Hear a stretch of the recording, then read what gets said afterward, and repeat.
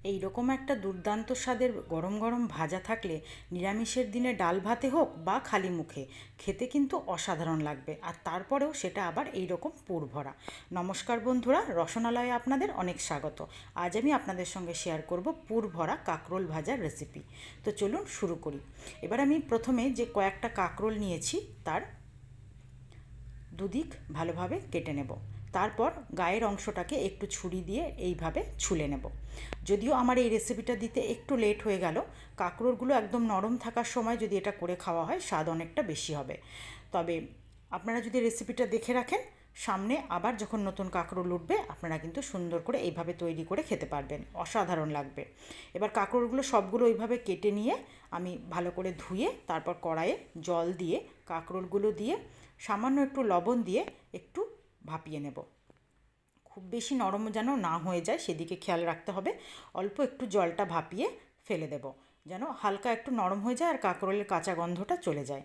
এবার ঠিক এরকম যখন দেখব যে নরম হয়েছে, তখন আমি জল থেকে ভালো করে ছেঁকে কাঁকরোলগুলো একটা একটা করে তুলে নেব আর ঠান্ডা হওয়া পর্যন্ত অপেক্ষা করব। আর কাঁকরোলে যেন একটুকু জল না থাকে। কাঁকরোলটা ঠান্ডা করতে দিয়ে আমি একটা মশলা রেডি করে নেব। আমি এখানে নিয়ে নিলাম 2 চামচ সাদা কালো সর্ষে, তার সঙ্গে দেব একটু বেশি করে কাঁচা লঙ্কা। আমি ঝালের জন্য সবসময় কাঁচা লঙ্কাই ব্যবহার করি। কাঁচা লঙ্কা দিয়ে দিলাম। আর দেব এখানে আমি একটা আমি কাঁচা লঙ্কা দিয়েছি, সঙ্গে কাঁচা পাকা লঙ্কা দুটো মিশিয়ে দিয়েছি। একটু বেশি করে দিয়ে দেব নারকেল। মেন পুরটা কিন্তু হবে নারকেল দিয়ে, তাই নারকেলটা আমি বেশ পেছনের যে কালো অংশর যে সেটা কিন্তু ছুলে ফেলে দিয়েছি। কালো অংশটা দিলে পুরটা দেখতে খারাপ লাগবে, আর যদি পুরো এরকম সাদা দেওয়া হয় পুরটা দেখতে খুব ভালো লাগবে। এবার নারকেলটা একটু বেশি পরিমাণে দেবেন, নারকেলের স্বাদটা বেশি ভালো লাগবে। তারপরে অল্প একটু লবণ দিয়ে আর জল দিয়ে আমি একটা ভালো পেস্ট করে নেব। পেস্টটা রেডি হয়ে গেছে। আমি এর মধ্যে কাঁকরোলটাও ঠান্ডা হয়ে গেছে। এবার আমি কাঁকরোলের ভেতরের যে অংশটা, এটা কিন্তু বীজের অংশটা আমি চামচ দিয়ে বার করে ফেলে দেব। এটা যদি কাঁকরোলটা নরম কচিও হতো তাও কিন্তু এই পুর ভরবো যেহেতু, তাই বীজের অংশটা আমাকে বার করে ফেলতেই হবে। তাই কাঁকরোল যদি এরকম বীজ মোটাও হয়ে যায় তাও কিন্তু আপনাদের কোনো চিন্তার কারণ নেই। এবার প্রত্যেকটা কাঁকরোল এইভাবে পরিষ্কার করে নিলাম। আর এদিকে আমার পুরটাও রেডি হয়ে গেছে। চলুন এবার আমি কড়াইয়ে অল্প তেল দিয়ে 2 চামচ মতো তেল দিলাম। এবার পুরো যে মশলাটা রেডি করে রেখেছি বেটে, সেইটা পুরোটা দিয়ে দেবো তেলের মধ্যে। এবার হালকা নাড়াচাড়া করে দিয়ে দেবো স্বাদ অনুযায়ী লবণ, আর সঙ্গে দেব সামান্য একটু হলুদ। এবার সবগুলো দিয়ে আমি খুব ভালো করে পুরটাকে শুকনো করে একটু ঝরঝরে করে নিতে হবে, যেন এর মধ্যে জল না থাকে। সেইভাবে আমাকে পুরটাকে নাড়াচাড়া করে খুব ভালো করে মিশিয়ে ঠিক এই রকম যখন ঝরঝরে হয়ে যাবে তখন আমি পুরটা নামিয়ে নেব। এবার পুরটা ঠান্ডা করা পর্যন্ত আরও একটা কাজ করে নিই। পুরটা ঠান্ডা হতে হতে আমি একটা ব্যাটার রেডি করে নিই। ব্যাটারটা হচ্ছে বেসনের ব্যাটার। এখানে আমি কিছুটা বেসন নিয়েছি, সঙ্গে নিয়েছি একটু কাশ্মীরি লঙ্কা গুঁড়ো, আর সামান্য দিয়ে দেব হলুদ গুঁড়ো, আর দেব এখানে অল্প একটু কালো জিরে, আর তার সঙ্গে দিয়ে দেবো স্বাদ অনুযায়ী লবণ, আর সঙ্গে দেব 2 চামচ চালের গুঁড়ো। চালের গুঁড়োটা দেওয়ার ফলে এটা খুব সুন্দর মুচমুচে আর খাস্তা হবে, খেতেও খুব ভালো স্বাদ হবে। তো চালের গুঁড়ো সব কিছু উপকরণ দেওয়ার পর আমি এখানে চামচ দিয়ে আগে শুকনো অবস্থাতে খুব ভালো করে মিশিয়ে নিতে হবে। শুকনো অবস্থায় ভালোভাবে মেশানো হলে কিন্তু পরে আর দানা বা দলা থাকার সম্ভাবনা থাকবে না। এবার আমি অল্প অল্প করে জল দিয়ে ব্যাটারটা সুন্দর করে রেডি করে নেব।